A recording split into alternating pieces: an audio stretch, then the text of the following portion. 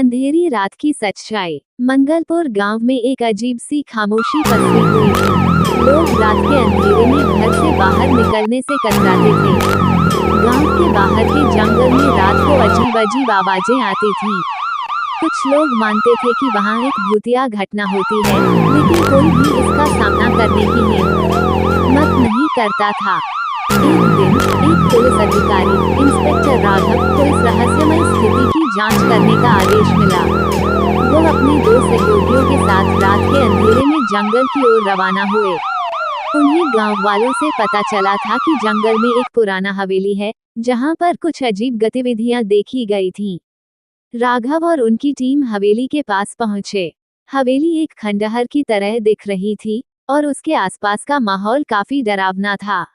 उन्होंने हवेली के अंदर जाने का फैसला किया। जैसे ही वे अंदर गए, उन्हें वहां का माहौल और भी डरावना लगा। हवेली की दीवारें पुरानी और दरारों वाली थीं, और कमरे में सिर्फ अंधेरा छाया हुआ था। एक कमरे में उन्होंने एक पुराना दर्पण देखा।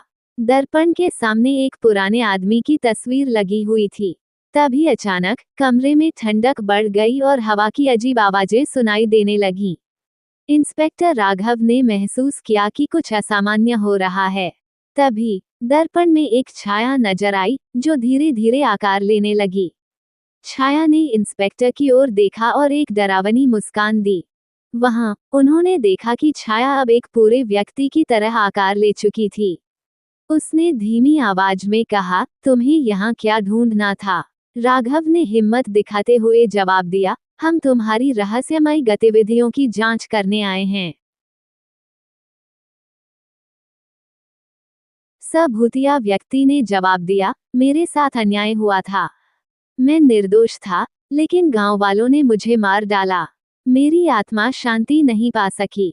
राघव ने महसूस किया कि यह आत्मा शांति चाहती है। उन्होंने आत्मा से वादा किया कि वे उसकी सच्चाई सबके सामने लाएंगे। इसके बाद हवेली के दरवाजे खुद ब खुद खुल गए और राघव की टीम बाहर निकल गई। गांव वालों को सब कुछ बता देने के बाद राघव ने आत्मा की सच्चाई सबके सामने रखी और न्याय दिलवाया। हवेली अब पहले से ज्यादा शांत हो गई थी और गांव वालों ने राहत की सांस ली। इंस्पेक्टर राघव ने भी समझा कि कभी कभी अंधेरी रात में भी सच की रोशनी मिल सकती है।